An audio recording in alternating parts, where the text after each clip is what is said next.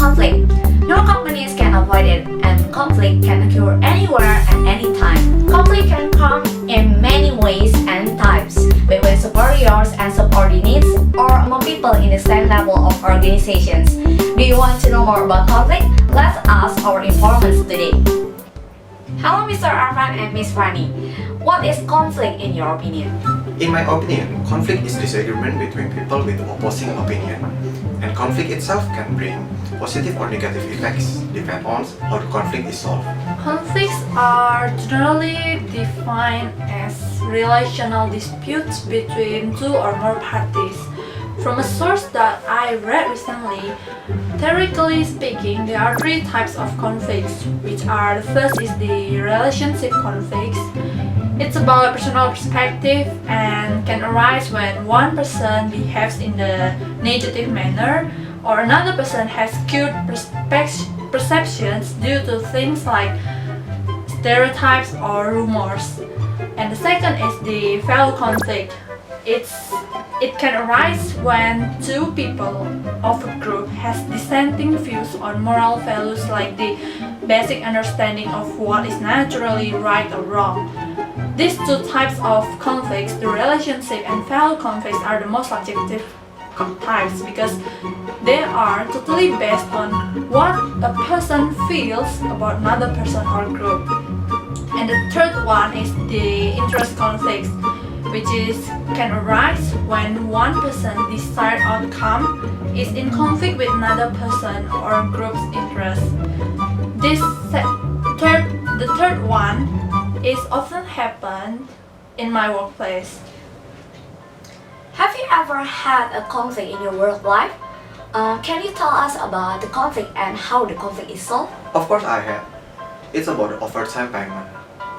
Our office is followed the government overtime policy that written on Undang-Undang Number 13 year 2003. Our office only gave us a rice box for our overtime. So when we had worked for 1 or 4 or maybe more hours, we only paid by a single rice box. The right overtime policy is they must pay us depends on how many time we had work and what day we had work.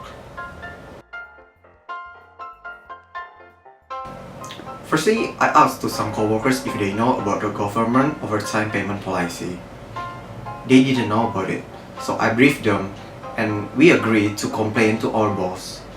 When we faced our boss said he did it because he wanted to reduce the expense of our company.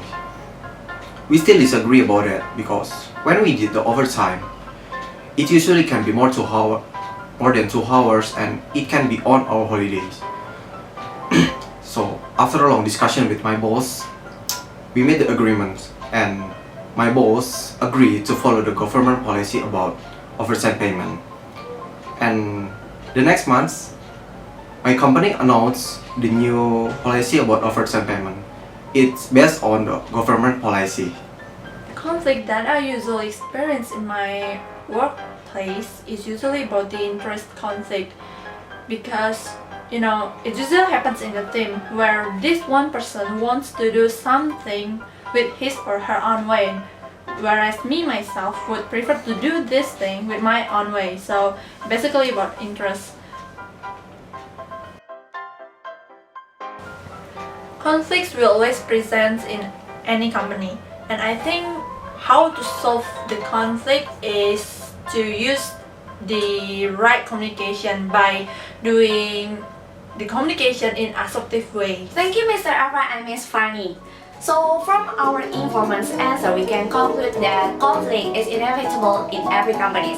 But like Dorothy Thomas said, the peace is not the absence of conflict, but the ability to cope with it. See you again in Metta Lihat next week. Bye bye!